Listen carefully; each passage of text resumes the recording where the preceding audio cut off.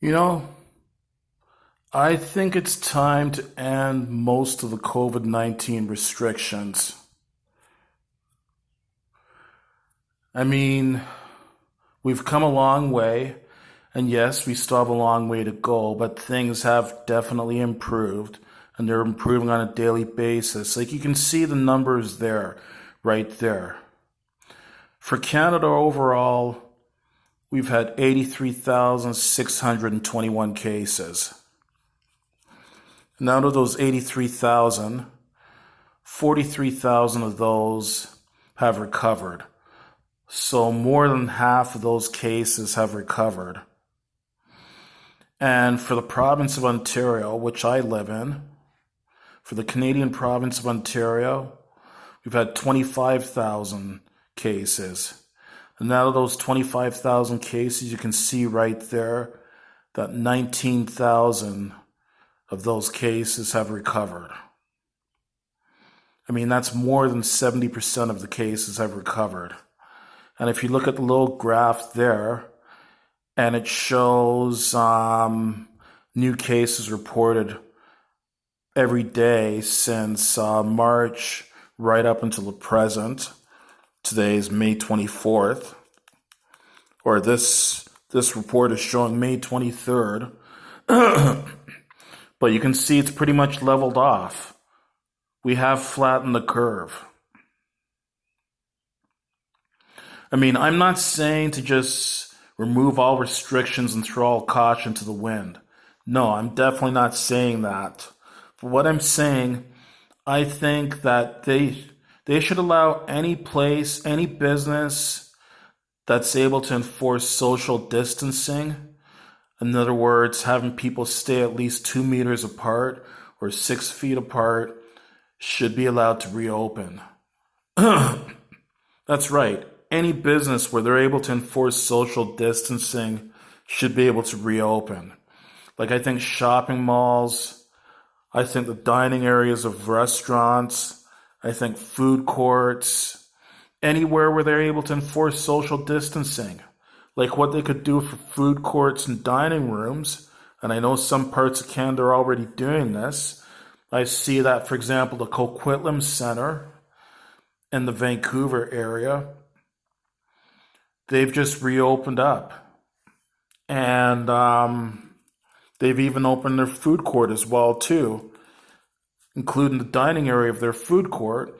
And all they're just going to do is put some of their tables out of service so that the tables that are left in service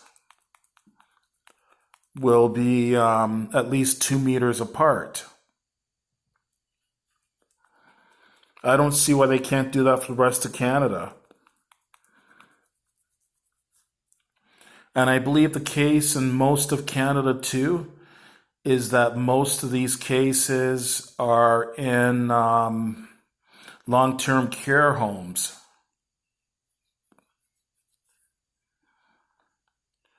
Like, I mean, it's absolutely fucked up the economy. Many businesses have announced that have either closed, announced that they'll be closing, and I'm sure there's a lot more to come in the very near future. It's really devastated our economy. It's really played havoc on a lot of people's mental health. Like I've found it quite difficult to deal with. And I just think it's overkill to keep all these restrictions going. I think as long as they enforce social distancing, as long as people wash their hands and sanitize their hands on a regular basis,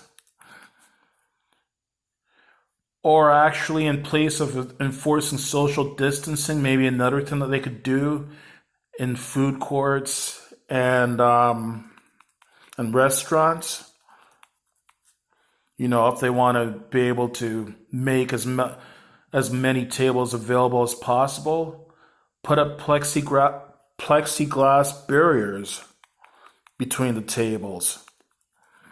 That's another alternative they could use. But just keeping society locked down, like at least in Canada, at this point in time, I think it's just overkill and unnecessary. And with the warmer weather coming, you're going to hear about more and more people. Like people just want to get out and enjoy the weather, enjoy the summer. Like here in Canada, summer does not last very long. Basically summer, the unofficial start of summer is May 2-4 weekend, which in this case started on the 15th of May. And basically the unofficial finish of summer in Canada is Labor Day weekend. So since a great amount of the year the weather is quite cold and snowy, then people want to enjoy the summer as much as they can. Who the hell wants to stay locked up inside their home when it's sunny and it's up in the 20s or 30s outside? So I think it's just time to open up the economy wherever possible, wherever you can enforce social distancing. And I understand the places where you're not able to enforce social distancing, I can understand keeping those places closed. And the only other restrictions I am in favor of keeping for the time being, I think we should not be letting any international travelers into Canada at all. I think the only people that should be allowed to come into Canada are people that live in Canada, and any of those people that come into Canada, they should be under a 14-day quarantine.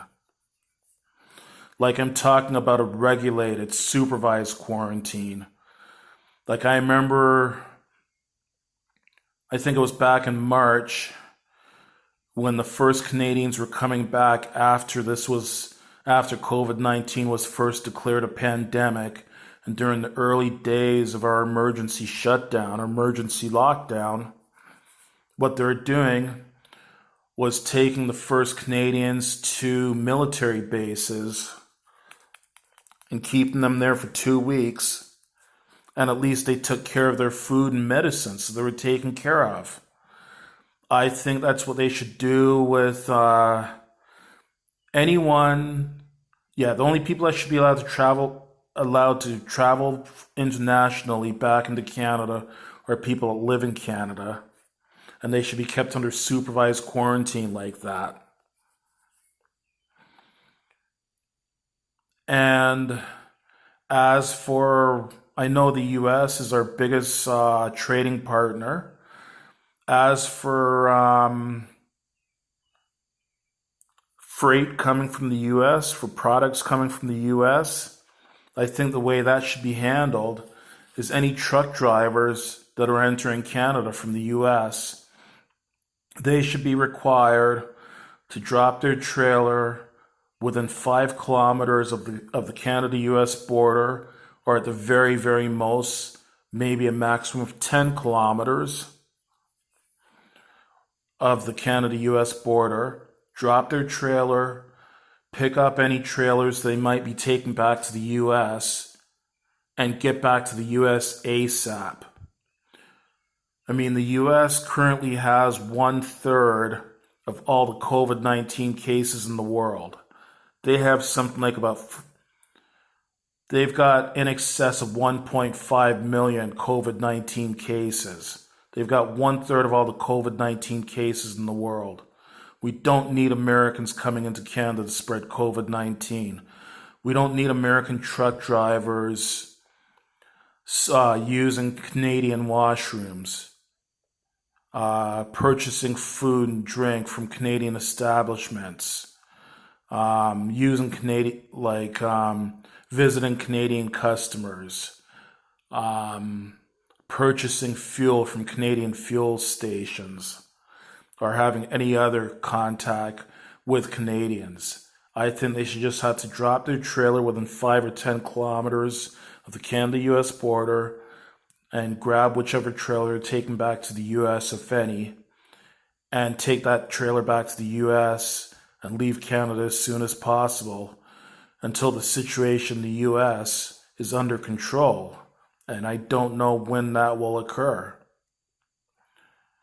Like, thankfully, there are some responsible politicians in the US at the local level, like some state governors, as well as some municipal, regional, and county mayors that are actually putting in place their own restrictions to try and reduce the spread of COVID-19. Unlike that fucking right-wing retard president that they have, Donald Trump, who's just been a piss-poor leader, who's done fuck all good since 2016. Not to mention his idiot son, Eric,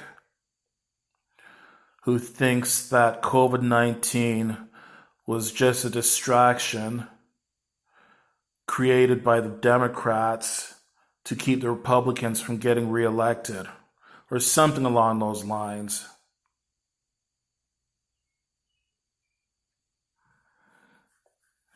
So yeah, those are my feelings about the COVID-19 restrictions in Canada right now.